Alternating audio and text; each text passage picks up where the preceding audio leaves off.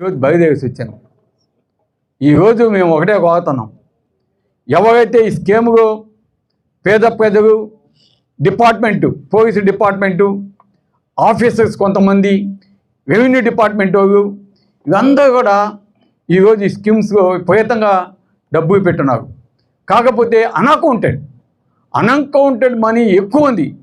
5% accounted ఉంటే unaccounted దాదాపు 95% ఉందని నేను చెప్తున్నాను గట్టిగా. ఎందుకంటే ఎవరో కూడా పోలీస్ డిపార్ట్మెంట్ అకౌంటెడ్గా పెట్టరు. ఎందుకంటే పేరు చెప్పడం నాకు ఇష్టం లేదు. దాదాపు ఆ లిస్ట్ ఆ చినిపోయిన కాగితం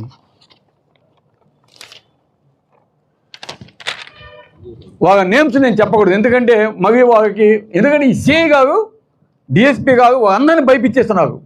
మీరు కానీ కంప్లైంట్ ఇచ్చినా, మీకు ఇంత అమౌంట్ పెట్టారని చెప్పినా, మీ అమౌంట్ దేవుడికి మీ ఉద్యోగాలు పోతాయి, మీ ఇష్టమని భయపెట్టేసి వాళ్ళు ఉన్నారు. 1 టౌన్లో 15 మంది ఉన్నారు, 15 మంది. అదేవిధంగా 2 టౌన్లో 16 మంది ఉన్నారు, రూరల్లో 12 మంది ఉన్నారు, జగదంలో 8 మంది ఉన్నారు, కొండాపురంలో 11 మంది ఉన్నారు, ఉమెన్ పీసీస్ 9 మంది ఉన్నారు. మొత్తం 71 మంది. మొత్తం పోలీసు డిపార్ట్మెంట్లో కావ్య కృష్ణారెడ్డి అంటే గావి కృష్ణారెడ్డి చెప్పినట్టు పోలీసు డిపార్ట్మెంట్లో ఎక్కువ పెట్టుబడి పెట్టారనే దాంట్లో ఎటువంటి ఆక్షేపణ లేదు. అదేవిధంగా రెవెన్యూ డిపార్ట్మెంట్లో ఎంతమంది పెట్టారో ఇంకా చెప్పనే అవసరం లేదు. ఎందుకంటే ఎవరికైనా నెలకి నీకు 16% దాకా వడ్డీ వస్తుందంటే ఇంకేం కావాలి వాళ్ళకి?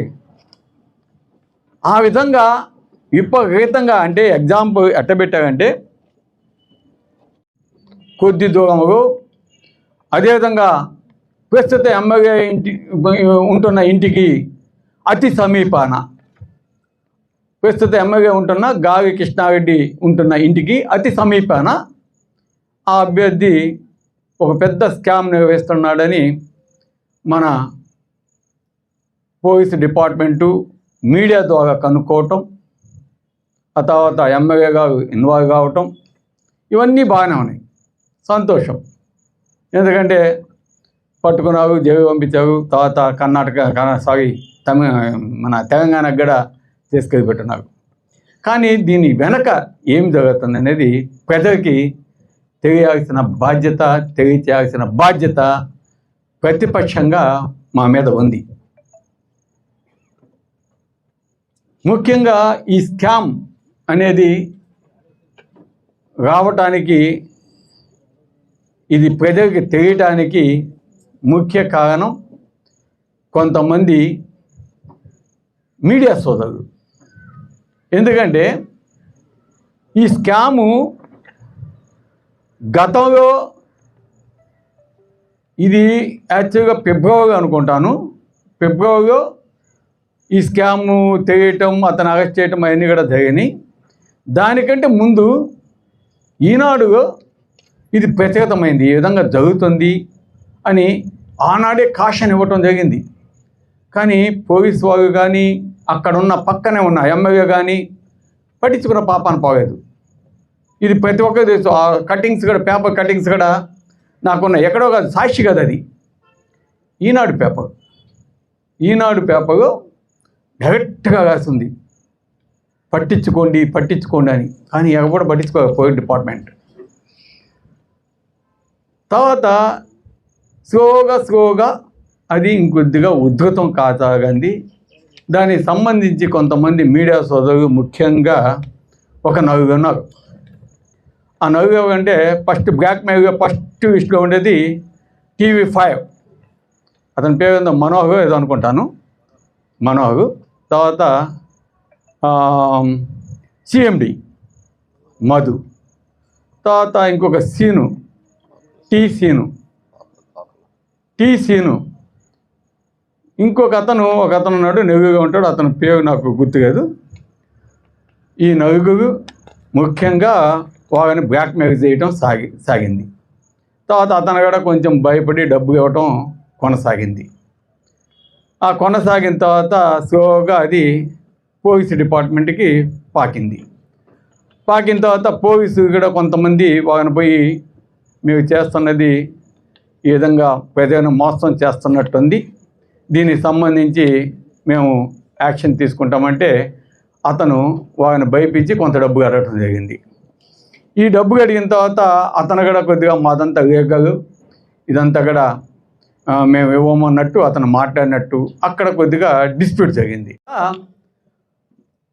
మరియు ఆ కమిటీ సభ్యులు ఉన్నారు కదా 17 మంది మీద, ఆ 17 మంది మీద కేసు అంతా అయిపోయినాక ఏదో అంట కదా సామెత మనకు అంత కావు, కృష్ణాగడికి అయితే బాగా వస్తాయి కాదు, కృష్ణాగడికి మనం అంత చాకచత్యం మాకు లేదు, నేర్చుకుంటా ఈసారి.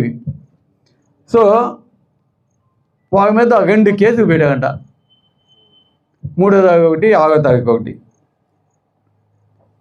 2 కేసులు పెట్టారు. తర్వాత అతన్ని విచారణ పేరుతో ఆ 10 రోజులు కేసు పెట్టకముందు తిప్పి తర్వాత కేసు పెట్టి జైలు పంపించారు. తర్వాత